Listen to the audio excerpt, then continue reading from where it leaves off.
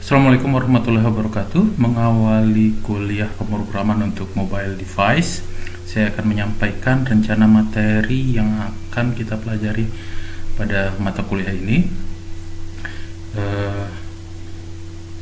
Nanti berdasarkan rencana materi ini kalian bisa mempersiapkan hal-hal yang kita butuhkan sepanjang perjalanan kuliah, dan bahkan kalian bisa mendahului apa yang akan kita pelajari dalam tiap minggu. Kalian bisa berdasarkan kemampuan kalian dan semangat kalian tentunya untuk bisa melompati materi dan belajar lebih awal. Oke, langsung saja. Pada minggu pertama isinya mengenalkan kalian tentang apa sih sebenarnya pemrograman berbasis mobile ini, pemrograman untuk mobile device ini. Akan dijelaskan apa itu sebenarnya yang dimaksud dengan mobile device, kemudian sistem operasi yang digunakan, kemudian trend market share untuk mobile device dalam satu dekade terakhir. Kemudian akan disinggung juga apa pilihan framework yang bisa kita gunakan untuk mengembangkan mobile apps. Terakhir akan disampaikan framework dan IDE, Integrated Development Environment, yang akan digunakan pada kuliah ini. Berikutnya pada minggu kedua adalah persiapan.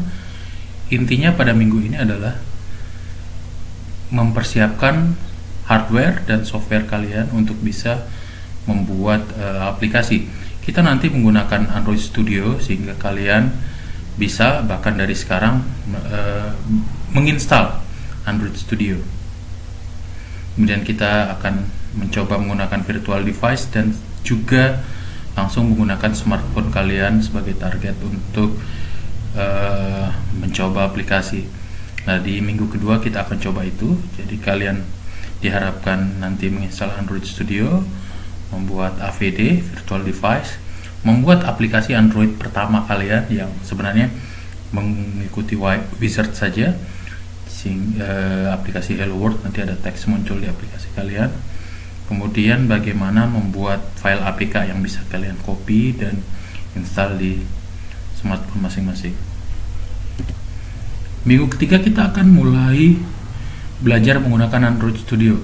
Minggu ketiga ini lebih ke familiarisasi, jadi akan dikenalkan Android Studio itu bagiannya apa saja, dari workspace-nya itu mana bagian untuk navigasi, kode ada di mana, kode Java-nya bagaimana, kode untuk layout-nya ada di mana, bagaimana menjalankan aplikasi, bagaimana cara debugging, itu di minggu ketiga.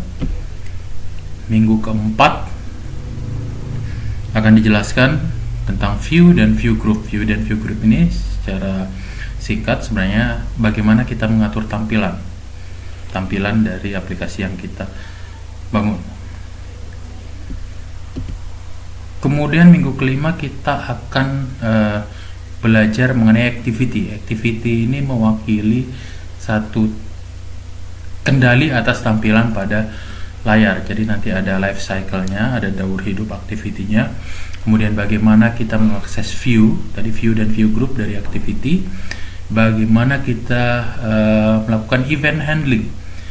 Jadi mendeteksi adanya event, misalkan kita menekan atau menyentuh gambar atau tombol tertentu pada layar, kemudian melakukan sesuatu bila itu terjadi.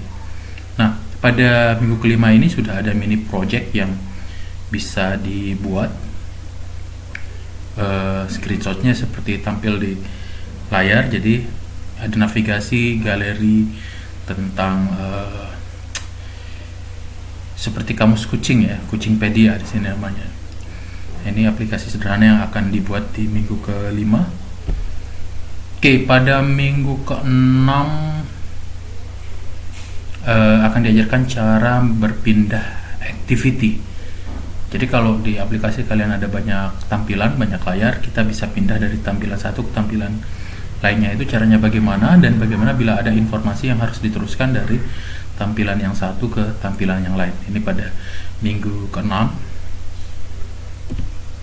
Oke, pada materi berikutnya ada API, atau singkatnya saya sebut API saja, akses terhadap API.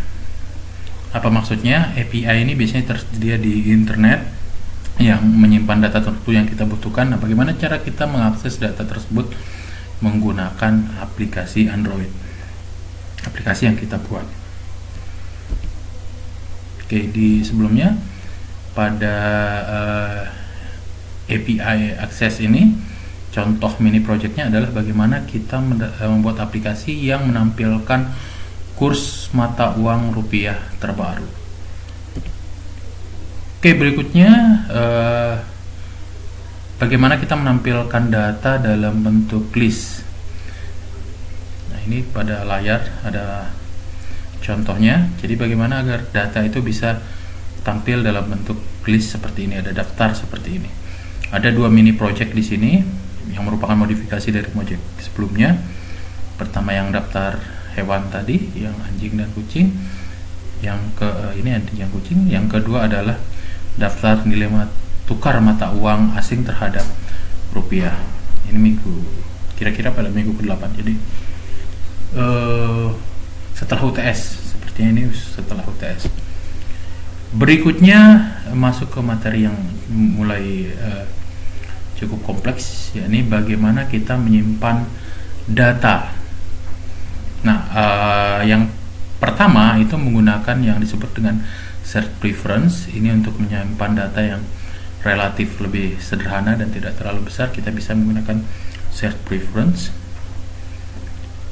Kemudian berikutnya kita akan belajar menggunakan yang lebih kompleks, yaitu menggunakan SQLite dan Room.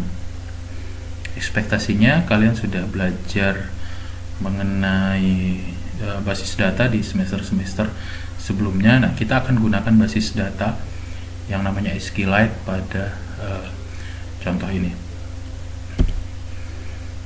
Terakhir, biasanya sih ini tidak sampai ya, karena ada beberapa materi di minggu sebelumnya itu terpakai ke dalam 2 atau lebih minggu ya. Tapi kita lihat kalau memang nyampe, kita akan belajar internationalization atau localization, di mana aplikasi kita itu bisa